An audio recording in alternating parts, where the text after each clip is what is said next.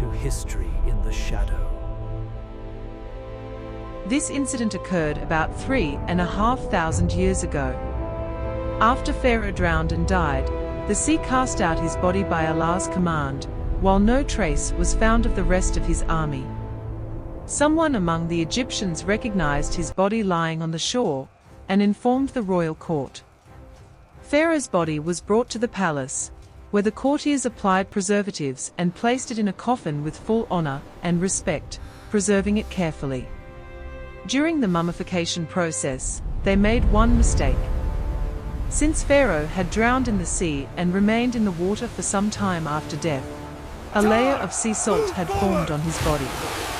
The Egyptians left this layer of salt on his body, as it was, and mummified him in that state. Time passed, and the earth and sky witnessed many revolutions under whose dust everything became hidden, until even the mummified bodies of the pharaohs were concealed in the layers of earth. Their names remained only in books, their monuments, and people's memories. 2,000 years after this incident, Allah's last prophet, Muhammad, peace be upon him, came to this world. In the final book revealed to him, the stories of the pharaohs were narrated in great detail, and in this context, a verse was also revealed about preserving this pharaoh's body.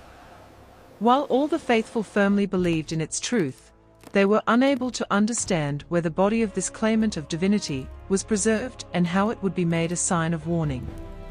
In 1871, a poor and ordinary thief named Ahmed Abd al-Rasul from the Egyptian town of Al-Gurna gained access to a secret passage leading to the mummified bodies of the pharaohs.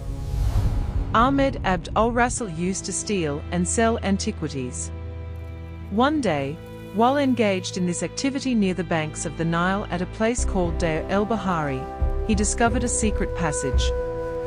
He was digging to steal antiquities when some people caught him and handed him over to the police. When continuous excavation was done of the passage from the place he was digging, in 1891, along with other mummies, the body of this same drowned pharaoh was also found. His name was written on his shroud at the chest area. These mummies were taken by experts to Cairo.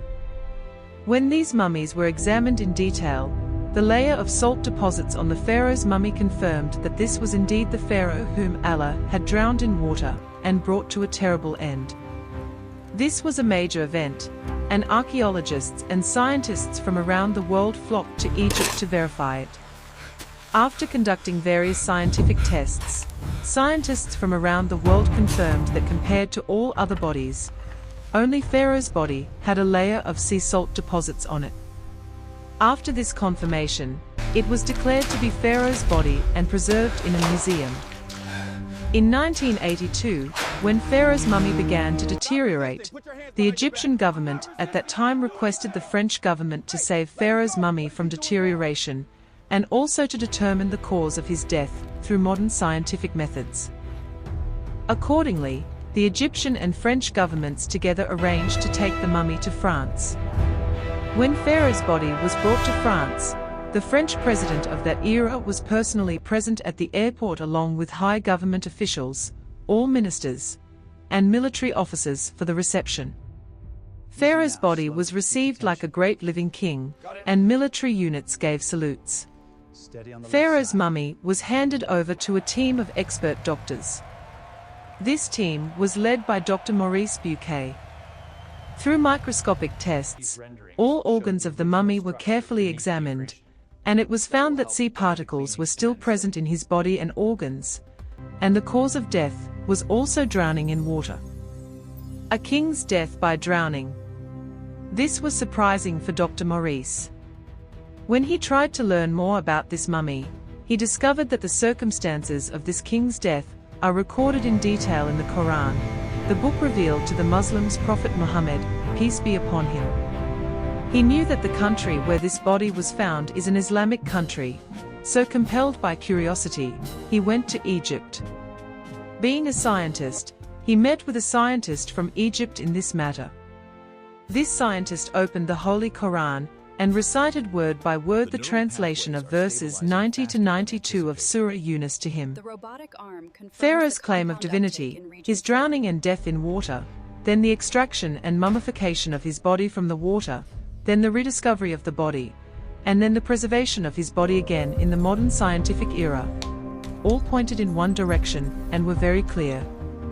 I will make you a sign of warning for those who come after you. Pharaoh's body has been preserved and placed before the world in such a way that with one click on the internet, in magazines and newspapers, on TV channels, and in museums, it is visible in a hideous and shriveled, pitiful state before the eyes of billions of people. As a lesson, to think that the only one worthy of worship and eternal is He who is the Creator and Sustainer of all. When Dr. Maurice heard the translation of the verses, he immediately cried out that the Quran is true, recited the declaration of faith, and became a Muslim. Millions of blessings and peace be upon Prophet Muhammad, peace be upon him and his family, the Ahl-Bayt, the mothers of the believers, and all the companions, may Allah be pleased with them.